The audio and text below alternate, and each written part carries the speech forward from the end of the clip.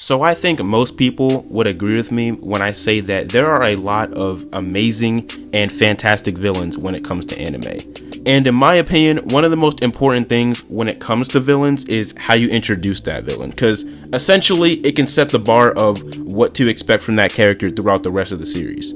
So I decided I'm going to be ranking my favorite villain introductions in all of anime. Or at the very least, all of the anime I have seen, so basically no One Piece characters.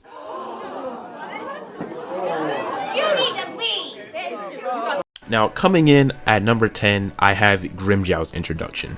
Now, this introduction has always solidified Grimmjow as an absolute menace to society for me. First off, the man's name is Grimmjow Jaggerjack. Who? No sane person walks around with a name like that. And off the rip, the man's is talking crazy. He's like, yo, which one of y'all is the strongest, bro? I came here to throw some hands, so you better put up a fight, you feel me? And he immediately gets Rugia out of here, bro. And then he proceeds to give Ichigo one of the worst beatings I have ever seen in my life, alright? And the craziest thing is, bro was smiling the entire time he was doing it. Like, bro, this was basically the entire fight. Get him up, let him get up, let him get up, let him get up.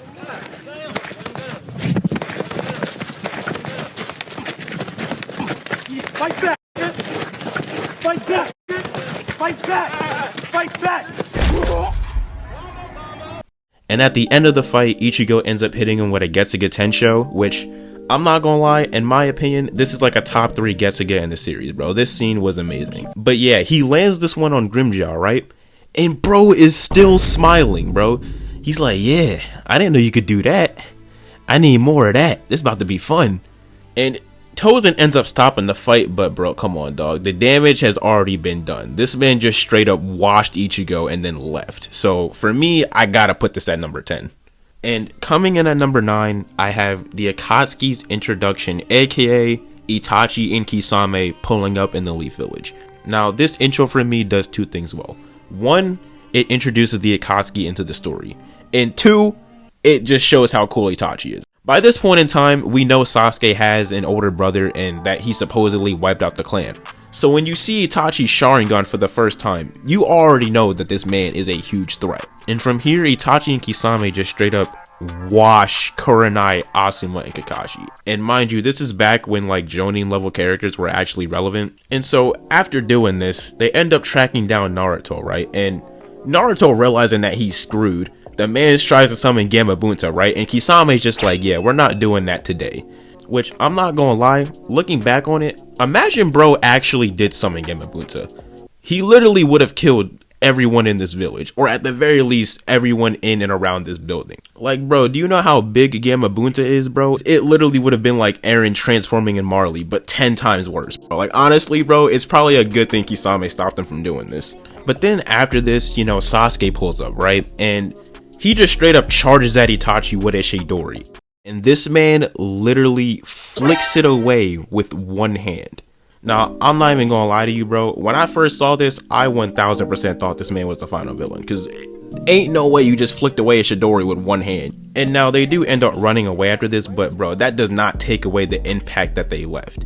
And then when you realize that, like, there's more people in their group that are probably as strong, if not stronger than they are, it's just a perfect way to set up an evil organization. So, in my opinion, this gotta go at number 9. Coming in at number 8, I have the King of the Ants, Meruem. So, throughout the entire first half of the Chimera Ant arc, we know the Queen is preparing to give birth to the King, and we are essentially being built up to that moment, right? And by this point in the story, we had already seen how powerful just like normal Chimera Ants were. And the closest thing that we had to like seeing how powerful the king would be were the Royal Guard. And they were already way above anything we had seen in the show. I mean, Pito not only killed Kite, but had Gon and Killua literally running away. So when the king is actually born, you just get the feeling that everything and everyone is screwed. And it doesn't help that the man is an absolute menace to society, bro. I mean, the first thing he does after being born is tell his dying mother to shut up. And then he just starts killing his own kind for no reason. This man walks up, eviscerated. This man walks up, head gets chopped off immediately. Like, the man's is even out here killing kids. Like, this introduction literally gives you the feeling that, like, every time a character, good or bad, is in his presence, they could literally get killed at any moment, bro. And for that reason, I have to put him at number 8. And at number 7, I have one of my favorite Naruto characters, that being Pain. So, at this point in Naruto, we had already seen most of the Akatsuki members and, you know, how powerful they are. So when Jiraiya goes to the Rain Village to find the leader of the Akatsuki, we know this man is probably on another level. And not only do you find out that he's one of Jiraiya's former students, but he also has the Rinnegan, something that's supposedly more powerful than the Sharingan. And throughout the fight, we find out that there are supposedly 6 people with the Rinnegan, and each of them has a different broken ability, and they're all somehow linked. And we all know how this fight ends. You know, Pain ends up killing Jiraiya, you know, one of the strongest, most beloved characters at the time. And then you find out that his next target is going to be Naruto and the Hidden Leaf Village. So I just feel like it's a perfect introduction into the leader of the Akatsuki. So I think it's a perfect place to put him at 7. And at number 6, I have All for One. This introduction single-handedly made me care about My Hero again. Not that I didn't like the show at the time, I just felt like the villains had been like lackluster and not really, you know, threatening. The only villain that I actually felt like was interesting and an actual threat was Stain. Until this man showed up. He starts off by literally one-shotting 3 top heroes. Our main characters are fearing for their lives, and this man is just levitating in the air with this freaking Darth Vader mask on. And so All Might appears, and this man straight up blocks All Might. Now this alone already separated him from pretty much every other character in the series, because by this point it's shown that, you know, All Might is stronger than everyone by a pretty good amount. So to see this man just straight up block him was crazy at the time, right? And this fight was just amazing, you know, probably my favorite fight in the entire show. And while yeah, he does lose the fight, he didn't really lose everything. For one, not only is this man still alive, but he saved the League of Villains, exposed and caused the number 1 hero to go into retirement, which basically caused heroes to go on the downfall and villains to be on the rise. So yes, the man's lost the battle, but he won the war. And so the fact that this introduction literally changed the entire series from here on out, in my opinion, I'm putting it at number 6. And at number 5, I have Goku Black. Now, one of the reasons I have him here is how he single-handedly changed the entire atmosphere of Dragon Ball Super for me. We basically see that the entire future timeline has been destroyed, and we just see this dark figure flying through the clouds, and whatever this thing is, it has Trunks in fear. And this moment right here set this man apart from other Dragon Ball villains, or at least the ones in Super. He blows up this building, grabs Bulma by the collar, and then blows her up in front of Trunks. Now, I don't want to say Super had trash villains up to this point. In fact, I actually like Beerus a lot, but none of them gave me the feeling that, you know, they would actually kill a main character. So when he just straight up blew up Bulma like this, the man's immediately caught my attention. And directly after this, he supposedly kills Mai. Now, I'm gonna be honest, I don't know how Mai as a regular human survived this explosion. Like, did you see how she got blasted, bro? Like, she is not getting back up from that, I'm sorry. And then the moment happens. We find out that the person who did all of this is none other than the main character, Goku, or at least an evil version of him. Now, if you're like me, you know, I had started watching Dragon Ball Super knowing that the character Goku Black existed. I didn't know who he was or like what he was. I just knew that that character existed and that he was just like an evil Goku. So when I saw this reveal for the first time, I was just like, oh, okay, so this is when Goku Black appears. But at the time, if you were watching this as it came out, this was crazy, okay? For years, there had been so many like what ifs and, you know, fan arts of, you know, an evil Goku, or, you know, what if Goku was evil? So to actually see an evil Goku in the actual show was like insane at the time. Not to mention that he's just a cool character and a cool concept to begin with. So in my opinion, this is at number 5. And at number 4, I have Yhwach.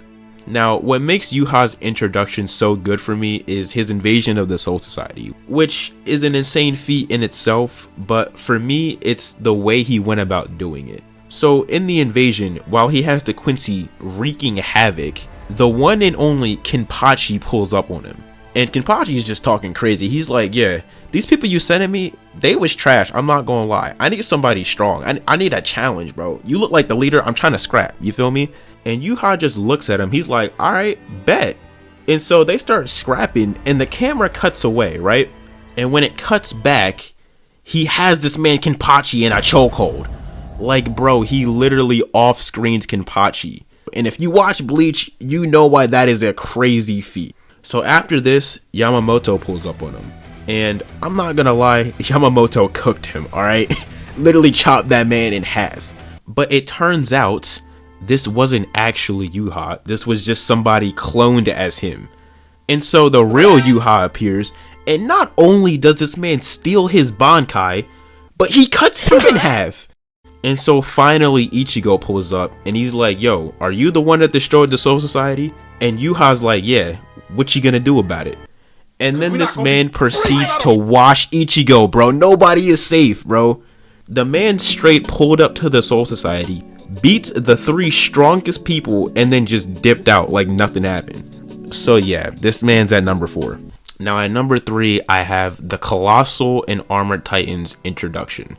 So at this point, all we know about the world of Attack on Titan is that these titans drove humanity close to extinction, and so they built these giant walls to essentially protect them from the titans, right?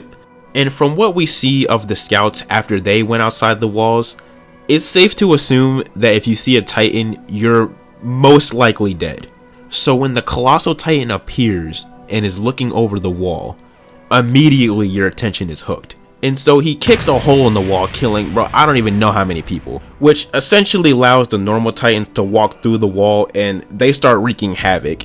And mind you, these titans are way smaller than the Colossal Titan, so if they're doing this much damage, it just makes you imagine what the Colossal Titan can probably do. And after a while, the Armored Titan pulls up. He's not as big as the Colossal Titan, but he's still bigger than the normal Titans. And on top of that, the man has armor on his body. And so this man just starts Usain Bolt charging through the wall, killing once again, I don't know how many people. And just like the Colossal Titan, he disappears. I'm not gonna lie, this single-handedly hooked me on this show. And it's just the perfect way to set up the world of Attack on Titan, in my opinion. Now, I'm not gonna lie, the next 2 I have are both worthy of being number 1, but at the end of the day, I had to choose one. So at number 2, I have Sosuke Aizen. Now, there is so much I can say about this introduction, but I'm gonna try to keep it short, alright? First off, the man literally fakes his own death, not only to the characters in the show, but to the audience. Like, when you first see this, it's literally portrayed to you as just, you know, a random captain that got killed. And Gin is seeming like the person who did it. But come to find out that this man is not only still alive, but is working with Gin. And I'm not gonna lie, this is where it gets crazy. So this man pulls up on Ichigo and Renji because he wants to take the Hogyoku out of Rugia, right? And so Ichigo and Renji are like, alright, bet, we're just about to take you out. And Ichigo's theme starts playing, and you know when a main character's theme is playing that they're about to sauce up, right? So Ichigo charges at Aizen, and not only does he stop his blade with one finger, but he stopped the main character's theme song. Now, I've seen some crazy things in anime, but I have never seen a main character's theme song get stopped, okay? So yeah, this easily goes in the number 2 spot. And so at number 1, being my favorite villain introduction in all of anime, I have Madara Uchiha. Now, this introduction, in my opinion, single-handedly turned the war arc from mid to peak in a single episode. Just him appearing alone changed everything we knew about the entire show. Like, finding out that Toby wasn't actually Madara was crazy. And this man proceeds to solo an entire army by himself. And during the fight, we see that not only does he have Susanoo and a bunch of other Sharingan abilities, and then he not only summons one meteor, but he summons 2 meteors. And then he pulls out Wood Style, the first Hokage's jutsu. Then he goes on to easily solo the 5 Kage, who are supposed to be the 5 strongest ninja in the world. Like, he was literally playing with them the entire time. I have never seen a villain get introduced this late in the show and steal the spotlight. Like, they might as well have just named the show Madara Shippuden, because that's what it felt like you were watching. So yeah, in my opinion, this is the best villain introduction I have ever seen. Which is gonna wrap up this video. In the comments, let me know what your 10 favorite villain introductions are, and I'll see y'all in the next video.